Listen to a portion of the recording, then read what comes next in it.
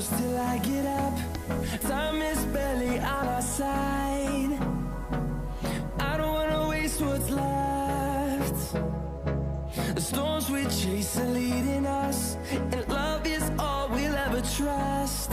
Yeah, no, I don't wanna waste what's left. And on we'll go, through the wastelands, through the highways, till my shadow turns to sun rays. And on we'll go, through the wastelands, through the highways, and on we'll go.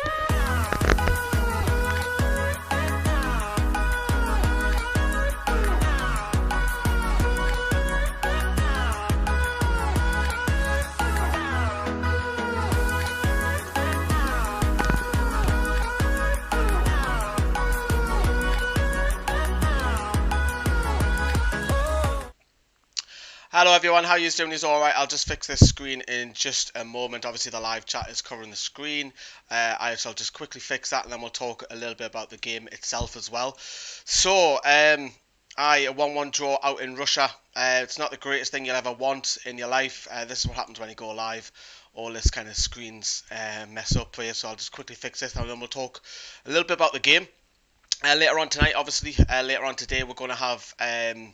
just basically looking back at the review, looking back at the player ratings as well. I know it's difficult to do it over 45 minutes with the player ratings, but we'll try our best as well. We'll maybe get one or the other of the team as well. Right, so what we'll begin with, obviously we'll interact with you in the live chat as well now that it's been fixed. So an interesting weekend for Newcastle. They flew out, as we know, after Monday night's game, which was obviously disappointing for everybody who was at Molineux. And also watching live on Skype, seeing that goal. And I hope you've been enjoying the build-up that we've been doing as well, because the news is fairly quiet if you're not covering the lads out in Spain. So, eventually, we came around to having a friendly today, which was kicked off a couple of hours ago, 11 o'clock UK time, 12 o'clock over down near Murcia. Interesting. I think the first half, we'll have a look at the lineups first of all. This is the lineup that Rafa went with. Can you read too much into this? Because it is, is it Rafa's first choice? No, I don't think you can read anything into Martin Dubravka not playing at all. I think he is number one. I think it's good to get Carl Darlow minutes because he's been injured a big chunk of the season. Obviously, we'll have a look at the second half lineup later on in this live stream as well. But it was the wing-back system, and it's nice to see Antonio Barraca get a run out as well. And also, of course, the big one, which is Miguel Almiron, very bright earlier on. We'll talk about the game in just a moment. Looking at those substitutes, the media team had an absolute nightmare. NUFC media team. I wonder who's head of media at the club, eh? We all know who that is. And yeah, they put Richie in the lineup twice on the subs bench, and then they forgot to put Hoslu in, so they had to amend it a couple of times as well. But looking at that lineup, yeah, it looks like we're going to go with the wing-back system potentially. That we might go into obviously the two big home games which are coming up are massive, because ideally you want 6 points from Huddersfield and Burnley. But it was an interesting lineup. I don't think you can read too much into the Dubravka one though. I know he's been criticised by, including myself as well, for a couple of errors and other fans as well, but I don't think you can read too much in it. That looks like it's almost going to be our strongest side potentially going into. Maybe Longstaff comes in at that midfield against Huddersfield potentially, but that's the only other change that I can see from that as well. Now you've got to remember that the team that we are playing, and I think someone's just mentioned that as well. It's a Geordie's just commented there saying Cska Moscow played the strongest team. They only made 2-3 changes during the game as well, and you've got to remember that this side beat Real Madrid twice. Yeah, twice this season in the Champions League. So we're not playing against just a Mickey Mouse opposition. This is a top quality opposition that we're playing against. And the players that you think of straight away for me for CSKA Moscow is obviously Akinfeev, the goalkeeper. We all know about him. And of course Mario Fernandes, the Brazilian-born Russian right back. Abel Hernandez, obviously he was linked to Newcastle quite a lot a few years ago, wasn't he? Dragev, the number 10, Vlasic, who's on loan from Everton as well. So there's a few that spring to your mind straight away from this lineup. And like I said, there was no mugs on this. And the first half was probably more entertaining than what the second half was. Great play by Almiron, first of all. He had a great first start of the first half, if that makes sense. And he went flying in, he was going past players. Great play by Almiron, he plays in Diame in particular. Diame fires over, and then the goal come. I've got the picture from Solomon Rondon here. The goal was absolutely fantastic play by DeAndre Yedlin, and obviously we've given criticism to DeAndre Yedlin quite a bit, and most fans have, for his defensive displays, but if you haven't seen the goals back, they're on our social media. Yedlin goes past his man twice on that right byline, on the right touchline, deep that is, and then he whips in a great ball, and you probably got to say, yeah, okay, CSK haven't defended it greatly, but Rondon brings it down and fires it into the back of the net. 1-0 Newcastle after 15-16 minutes. The big beautiful man, I've just seen Kyle in the live chat there, and Newcastle go 1-0 up. Probably deserved, but started really well. And then, you've seen the likes of Vlasic shocked, which was quite easily saved by Carl Darlow.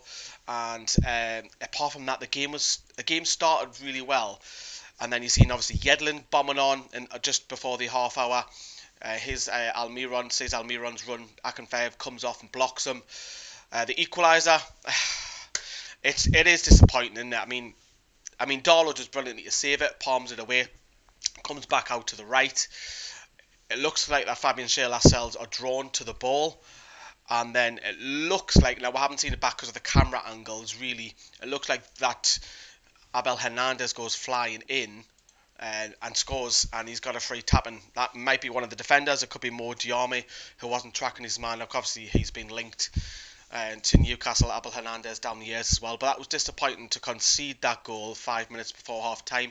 But then Darlow was forced into yet again another save as a cross was fired low. Lascelles a little bit asleep near post. Lascelles asleep there, and Darlow palms it round for a corner. But I also realised you could tell that the Russians were a little bit off the pace. I know they've had 7 or 8 friendlies so far, but you can tell that they were off the pace because there was a lot of misplaced passes by the Russians in that first half. And then going into half time, you'd probably say the Russians were ending that first half the strongest side without a shadow of doubt. Newcastle, in particular, first half an hour were really impressive as well. Let's have a look at some of these live comments which you've been seeing. Yeah, it has finished. Fozzie Foster finished 1-1. Kel's in the live chat. Now we've broken the transfer record. We've shown Ashley we can spend money now. We could have a future. I'll div now about that, Jason. We'll have to see how that goes in the summer. How did Almiron play? I believe that you're trying to type there. He done all right. Again, I think he needs more minutes. I would like to see him probably play over an hour in today's friendly, but in particular, first 20-25 minutes, he was impressive, but then it phased off as well. Watch the match on His Goal Brilliant stream. What we'll do is we'll have a look at the lineup, because what Rafa done is he completely changed the lineup going into that second half. So you might have just seen it before when I put it on accidentally. This was the lineup that Rafa changed going into half time. So there's a couple of things you're going to notice is that the wing back system changed to a flat back 4 because Kieran Clark wasn't available in today's game. John Joe Shelby wasn't available and Rob Elliott wasn't available. So Woodman in goal, and then he brought on Manquillo right back, and then Fernandez. But what was interesting is that Paul Dummett played centre back, but I wouldn't read too much into that. I think that's just because of the bodies not being available. Kieran Clark would have played there, and we might have gone with the wing back system, but Dummett was playing left centre back. Richie, who I thought had a great second half, he was playing not a left wing back, but an out-and-out left back. And then you had Perez over on the right-hand side. Hayden, who actually thought had a great second half, alongside Sean Longstaff. Atsu was on the left. Mutu, nice to see him back. He was in the number 10 position. And then you had Hoslu up top. So a lot of changes, and a lot of commentators curse when you look at your notes and think, Rafa's made 11 changes, but there was no substitutions made further going forward. Rafa went with that side for the rest of the game. It was more like a 4-4-1-1 formation that Rafa went with. In the second half, because of all the substitutions that were taking place, the game, you could tell it was a friendly, because the first half was quite fast paced for a mid-season friendly that was, and the second half was very lackluster. It did start off great when Hosler was played through, a great through ball. Hosler actually rounds the goalkeeper, and then it's blocked off the line. So Hosler, you can't really fault Hosler there. He done the work, he rounded the goalkeeper, and then it was cleared off the line. And then it just went flat for about a good half an hour. I think the next chance was, what, the 77th minute off the top of my head, where Richie whips the ball in, and it's almost an own goal by Oblakov, and Akinfeev gets back and saves it. And then I'm struggling to think of any other chances, to be honest. I think there was a last minute one where Atsu has the ball in the box, where he holds it up and Mutu fires and Akinfeev turns it round for a corner. But the second half was pretty poor, to be fair. Let's not kid ourselves. It was a friendly, and you can tell it was a friendly. But first half, very entertaining as well.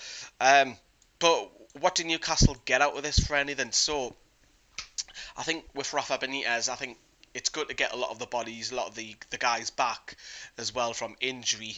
And Rafa would have watched on. He changed the formation. I don't think he'll go with 4 at the back against Huddersfield and Burnley, because he likes this 5 in the back and it seems to work. I'm a little bit, I don't know about it at home. I would like to see, if Newcastle aren't winning one of those games, is Rafa to change it. Maybe that's why he brought 4 at the back, but I personally feel he played 4 at the back today because we've been forced on him with Kieran Clark not being available.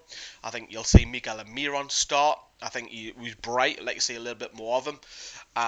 In particular, I think people who impressed me today, as I was saying, is DeAndre Yedlin. I thought he was very good going forward. He was playing very high up. Almiron for the first 20-25 minutes. I thought Hayden had a good second half. Rondon scored, of course, as well. And Richie. I think Richie was probably our best player second half for me. So there's a few positives, and it's more of a bonding thing this week as well, in particular with the likes of Baraka, probably Mutu in some aspect, because he's been missing from the squad recently, and a lot of the players coming back from injury, likes of Dummett, Diarmi, Key, Mutu. Shelby is still there despite him not playing. He was still there all week as well, so we should have Shelby back, so it gives us a good options, because we haven't got a game for another week. For next weekend, obviously we'll keep an eye on all the FA Cup results, and then we'll start the build up for the previews midweek onwards for the Huddersfield one. But let's have a look at what he's been saying in a live chat. Kyle says Hosler couldn't score at a brothel. I think you spelled brothel wrong, Kyle. £50 note hanging out his pocket, but he did round the goalkeeper, so he would have scored if it wasn't called the defender. So I'm going to back Hosler up for that. Yes, I know Hosler's not the finished article. I know that. Mutu bottled at the end, could have scored. Yeah, he should have done a lot better at the end. What was the game like? Didn't see the game. Mike, it was entertaining. I'd probably say the first half an hour, 45 minutes, and then the second half, it was a friendly, literally. You could tell the pace just dropped off as well. Yedlin, I'm glad he needed that after his last game. Good on him. Great review, by the way. Thank you very much. I think with Yedlin, it was similar to Wolves, where he was so high up, but that's not his fault. He's getting told to play so high up. He's a bit like Kieran Trippier. Now, I'm not saying that he's in the same kind of level of Kieran Trippier, but almost as a right winger, because what was happening in the first half is Kennedy was coming in, because Kennedy was technically playing right midfield, so he was coming off, and that allowed Yedlin to go on, and Kennedy wasn't really playing right midfield, because that allowed Yedlin, because Yedlin was basically doing 2 jobs in the first half, and a great assist as well. Who scored? Rondon scored. Newcastle Till I Die. Jump on our Facebook page. The goals on there. I'll put them on YouTube after this. We need to buy Rondon, says Jason. Yeah, I would agree. We need a quality number 9 who can score the goals. A mix of Rondon's strengths and Almiron's speed would be amazing. That's exciting in the South American combination. So I would agree. I would go with Rondon. I would buy him, because we had this last year with Slimani when we brought him in on loan. Didn't see him for 2 months. Played 3 or 4 games, and then he got suspended. So, you know what I mean? Confidence, yeah. The very Gallagher game, at least we didn't lose. That's good. Yeah, I would agree with that. It goes into confidence that we didn't lose in a good performance. Remember, we're playing a quality opposition who have beaten Real Madrid twice this season. So let us know what you think if you're watching the rerun of this live stream. Like I said, we're going to do player ratings. We'll get the goals up on YouTube, why not? And we'll also do a review as well. We'll probably get one of the other lads from the team more involved as well. Let us know what you think, of course. Thanks for watching, everybody. Watch what you're doing. Have a good day. Have a good weekend, everyone. Ta-da. Bye-bye.